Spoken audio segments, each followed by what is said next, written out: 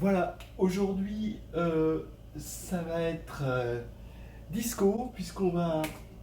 Et disco et en même temps récréatif, puisqu'on va voir un problème de rampe de spot, euh, bon, sous forme de petits quiz qu'on peut poser un peu à n'importe qui, mais j'ai l'impression que n'importe qui ne peut pas le résoudre en un temps fini. Parce que, surtout si on part d'un nombre quelconque n. On va voir que l'utilisation des formes quadratiques se trouve vraiment de grands secours dans un problème qui semble complètement concret. Et, et en plus, non seulement des formes quadratiques, mais des formes quadratiques sur un corps de caractéristiques 2. Donc, bon, non seulement c'est récréatif, c'est disco, mais en plus de ça, ça a le goût de l'interdit.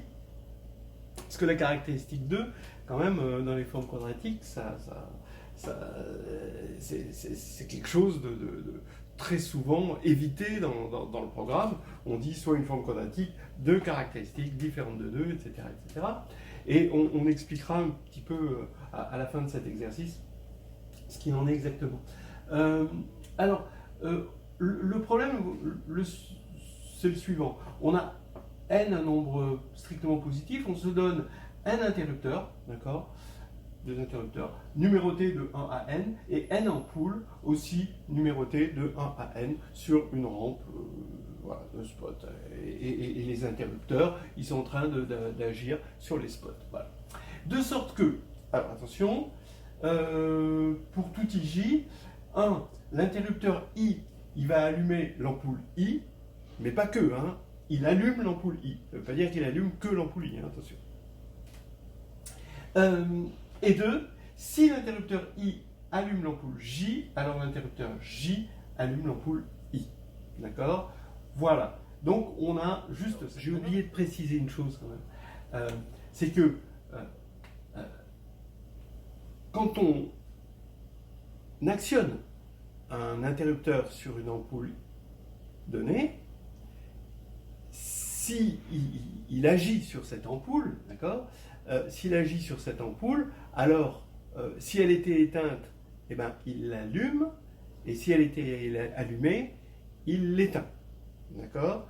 Donc on voit quand même poindre ici F2 avec sa logique de ajouter 1, c'est rendre, hein, d'accord? Si c'est 0, l'action plus 1, hein, l'opération plus 1, hein, si c'est 0, bah, ça donne 1, si c'est 1, ça donne 0, hein, avec allumé, éteint. Voilà. Maintenant la question c'est la suivante. On part d'une situation où toutes les ampoules sont éteintes, on a nos interrupteurs, et on veut actionner les interrupteurs de sorte que toutes les ampoules soient, donc toute la rampe de spot soit allumée. Voilà. Est-ce que c'est possible? Voilà, c'est la question.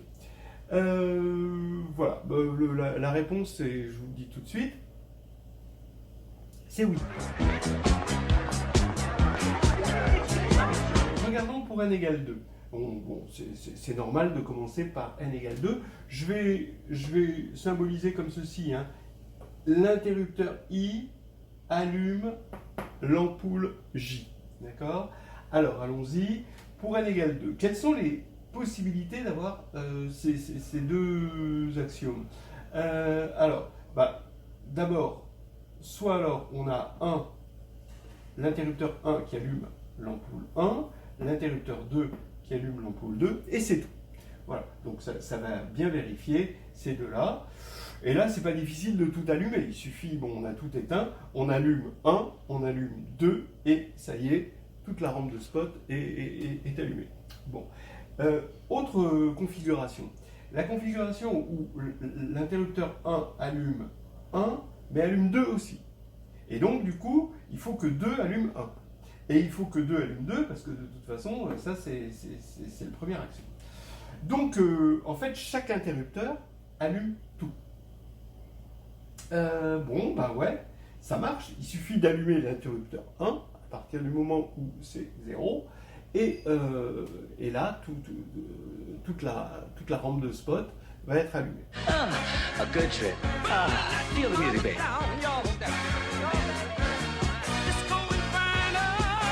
Voici une stratégie. Si vous voulez y réfléchir par vous-même, sautez cette étape. Voilà une stratégie. Maintenant, il faut encore pour prouver chaque étape de la stratégie. Donc je donne juste des grandes lignes. 1. Eh ben, on a un graphe, d'accord, dont les sommets sont indexés par les n éléments, et ça va nous donner une matrice carrée à coefficient dans F2, c'est-à-dire soit 0, c'est-à-dire que l'interrupteur, donc si CIJ, le coefficient CIJ de la matrice égale 0 si l'interrupteur I n'actionne pas l'ampoule J, et 1 s'il actionne. Voilà. Et qu'est-ce que ça veut dire? En gros, vous voyez que la matrice C, elle va avoir que des 1 sur la diagonale, et elle est symétrique. D'accord? Donc on a une matrice symétrique avec que des 1 sur la diagonale. Et maintenant, la rampe de spot, ça devient un vecteur de f de n. D'accord? Et tout allumé, ça veut dire que c'est le vecteur 1, 1, 1, 1, 1, 1. D'accord? C'est un vecteur de f2 puissance n. Alors f2, hein, c'est le corps à deux éléments. C'est un peu comme z sur 2z. En fait, c'est z sur 2z, mais simplement, on le voit comme corps à part entière, qui a pris son indépendance avec sa construction à partir de z, en quelque sorte. Hein, donc, voilà. Et là, maintenant, on montre, dans un premier temps, que résoudre le problème revient à résoudre le système linéaire Cx égale U. Voilà. Ça, X, ça va être la façon de positionner les interrupteurs. Hein, d'accord? Et là, on va avoir Cx égale U. Il faut résoudre donc Cx égale U. Mais vous voyez que la matrice C, ici, si vous regardez, c'est la matrice 1, 0, 0, 1. Donc c'est la matrice d'incidence, hein, d'accord? Et ici, c'est 1, 1, 1, 1. D'accord? Donc si C était, d'après les axiomes, automatiquement inversible, alors là, ce serait terminé. Malheureusement, ce n'est pas terminé, parce que C n'est pas forcément inversible. Vous voyez ici, 1, 1, 1, 1, elle est de rang 1. Ah, problème. Donc c'est un petit peu plus difficile que ce que l'on pensait. Voilà. Donc la deuxième étape, c'est d'introduire, parce qu'on voit que la matrice C est symétrique, d'introduire une forme bilinéaire symétrique, et rien de mieux que la forme canonique, hein, cette espèce de ce qu'on appelle le produit scalaire sur Rn, mais là, oui. Bon, on n'est pas sur R, hein, donc la nomenclature nous empêche de l'appeler comme ça. Donc c'est la forme qu'on appelle la forme canonique, hein, sur f de n. Et là, donc comme il y a une forme sur Fn, il y a une notion d'orthogonalité, hein, d'accord, et en fait, toujours pareil, on montre que l'image, parce qu'il faut montrer que U, il est dans l'image de C, et on montre que l'image de C, c'est le noyau de C transposé orthogonal. Ça, c'est connu, hein, c'est quelque chose d'assez facile. On le reverra un petit peu parce que bon, on se dit c'est quand même pas évident.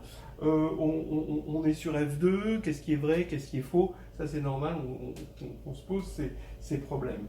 En fait, le quadratique sur un corps de caractéristique 2, on peut s'en méfier. Le bilinéaire, pas trop.